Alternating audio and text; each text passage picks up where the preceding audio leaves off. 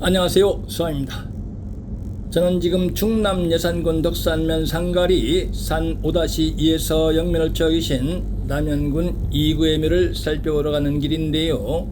남연군 묘 주변에 내륙의 금강산이라 불리는 용봉산과 덕송산의 품에 안겨있는 천년고찰 수덕사, 윤봉길 의사 생가와 현종태실, 그리고 옥계 저수지 등이 있어서 간단한 산행과 산책을 즐기기도 좋고, 또한 산행과 산책으로 필요해진 몸을 따뜻한 물에 푹 담그고 풀어줄 수 있는 물 좋은 덕산 온천이 있어서 저도 풍수에 입문하기 아주 오래전부터 아이들 손을 잡고 자주 찾던 곳인데요.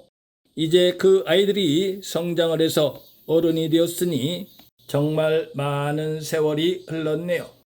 남연군은 인조의 셋째 아들인 인평내근의 6세 손님으로 점차 왕권과 멀어져서 평민이나 다름없는 처지였으나 정조의 이복동생인 은신군의 양자로 입적이 되면서 다시 왕권과 가까워졌고 남연군이란 군호를 받은 인물인데요.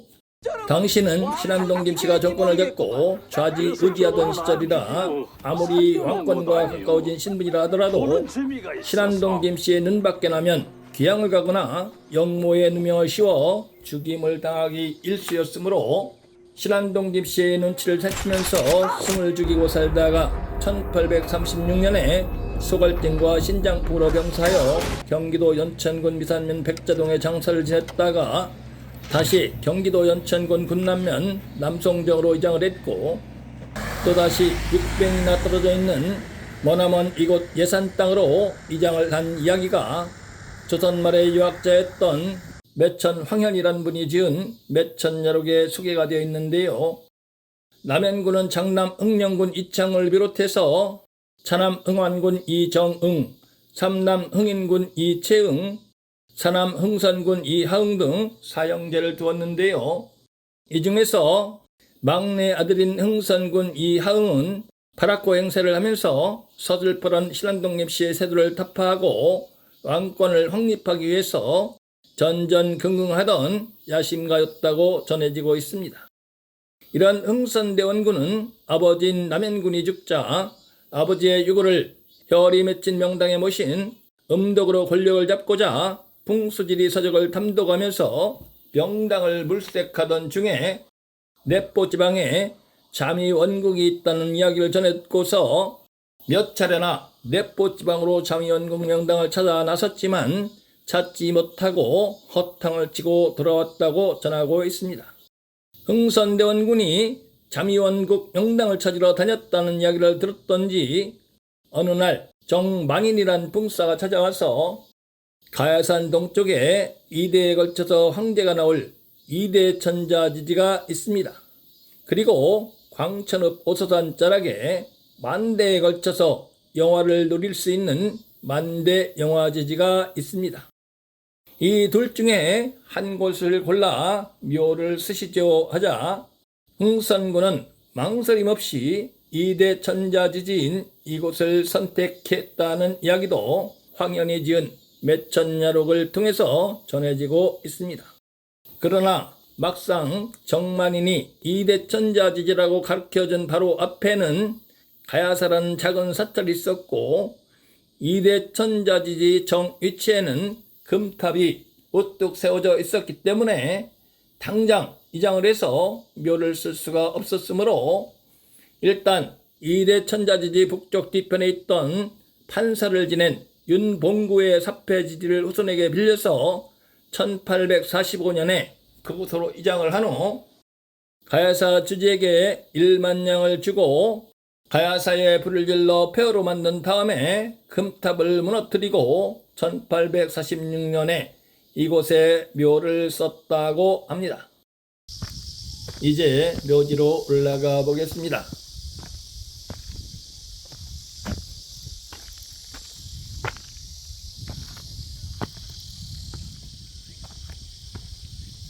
남연군 이구의 묘입니다.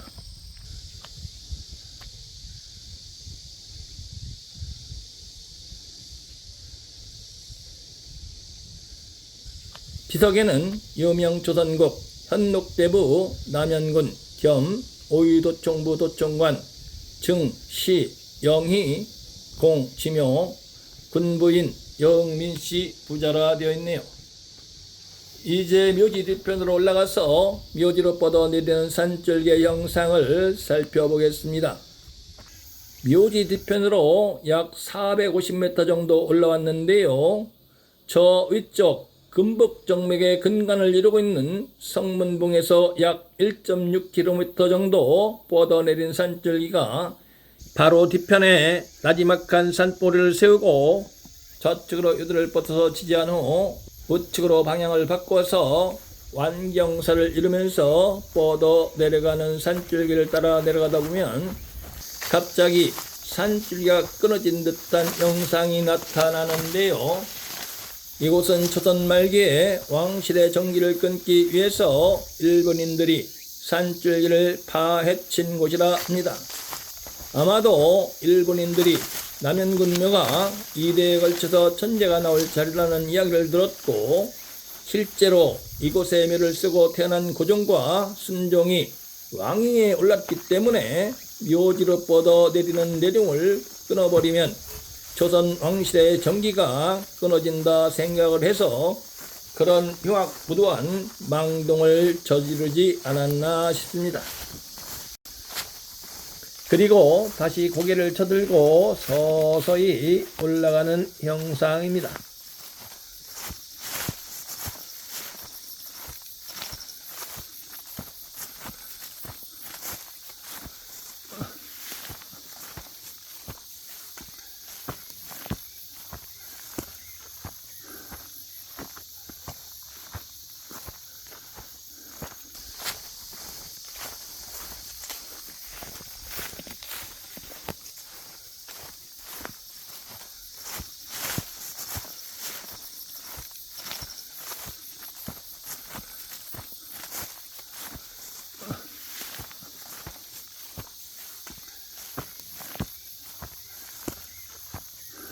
추석이 다가오니 어느덧 밤송이도 굵어졌네요.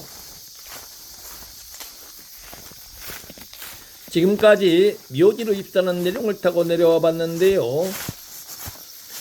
좌측과 우측으로 용머리를 돌리기도 하고 미미하게 엎어졌다 일어섰다 하면서 행도하는 내룡은 그런대로 격을 갖추었다 할 수 있습니다. 이곳에서 고개를 숙이면서 낮은 곳으로 내려가는데요. 문화재 조사를 한답시고 묘지 바로 뒤편, 즉 결인목 부분을 파헤쳐서 지금으로서는 입들을 정확하게 확인할 수는 없습니다. 그러나 옛 위성사진에 나타나 있는 형상을 유추하면 이와 같이 묘지 바로 뒤편에서 좌측으로 유두를 뻗어서 지지한 후 묘지로 입산한 것으로 판단이 됩니다. 즉 남연군 이구의 묘는 가야산에서 성문봉을 거쳐서 옥양보로 달려가는 금북정맥의 근간을 이루고 있는 성문봉에서 동쪽으로 갈라져 뻗어내리는 산줄기들 중에서 가장 길게 뻗어내리는 산줄기입니다. 옛말에 모난돌이의 정을 맞는다는 말이 있는데요. 남연군의 묘지가 자리 잡고 있는 곳과 같이 가장 앞으로 돌출이 된 산줄기가 바람에 노출되기 마련입니다. 그러므로 이와 같이 앞으로 길게 돌출이 된 산줄기에 혈이 맺히려면 이 산줄기 자체에서 좌우로 개장, 즉 좌측과 우측으로 갈라진 산줄기가 핵질을 감싸서 좌우나 앞에서 불어오는 바람을 막아줘야 합니다.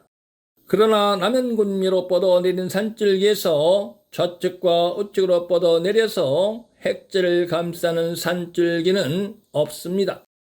그리고 저측 뒤편에 있는 옥양봉에서 뻗어내린 산줄기가 473m의 서원산 등 수많은 산뿌리들을 기봉하면서 옥계 저수지 부근까지 약 5km 정도를 뻗어나가고, 또한 우측 뒤편에 있는 가해산에서 뻗어내린 산줄기가 603m의 원효봉 등 수많은 산뿌리들을 기봉하면서 역시 약 5km 정도를 뻗어 내려가는 형상인데요. 이와 같이 높게 일어선 산줄기가 아주 크게 원곡을 이루고 있는 형상을 풍수지리에서는 나성이라 하고, 나성은 보국이 다소 부족한 점이 있을 때 이를 보완해주는 역할을 합니다. 그렇다면 높게 일어선 산줄기가 둥그렇게 감싸고 있는 나성이 있으니 보국이 없어도 되는 것 아니냐 하시는 분들도 계실 텐데요.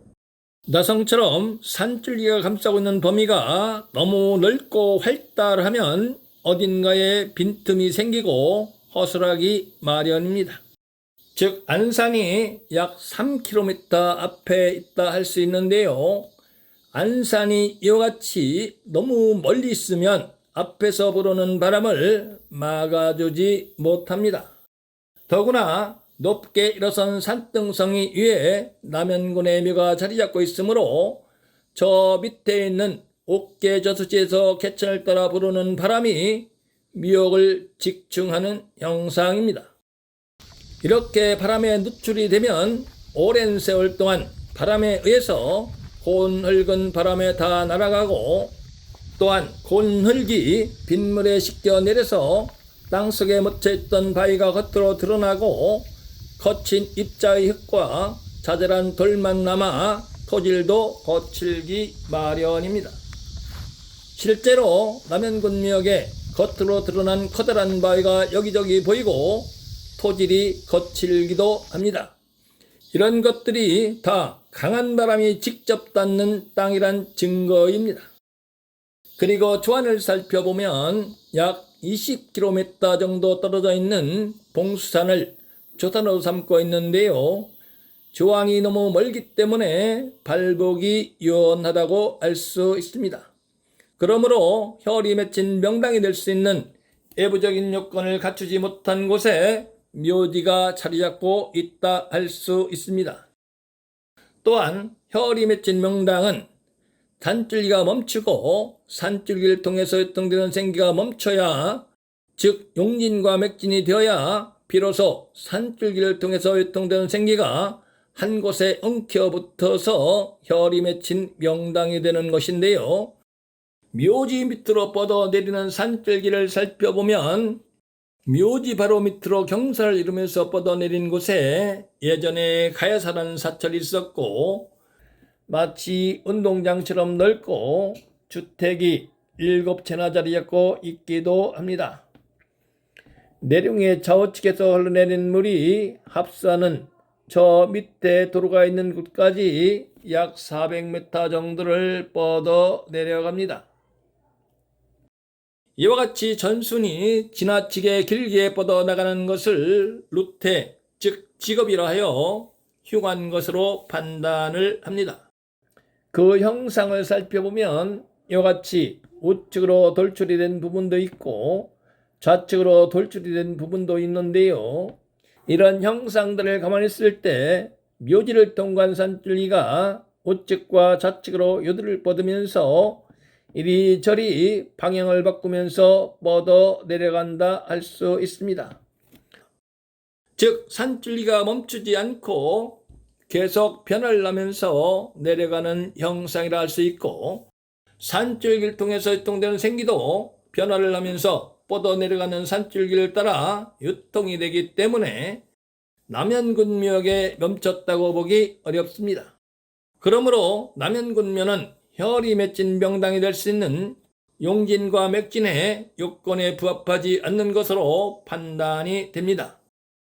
또한 좌측과 우측에서 흘러나온 물이 묘지 밑으로 뻗어내린 산줄기 끝자락에서 합수를 이룬 후 약 2.5km나 빠져나가는 모습이 훤히 보이므로 순수의 수세를 이루고 있다 할 수 있는데요.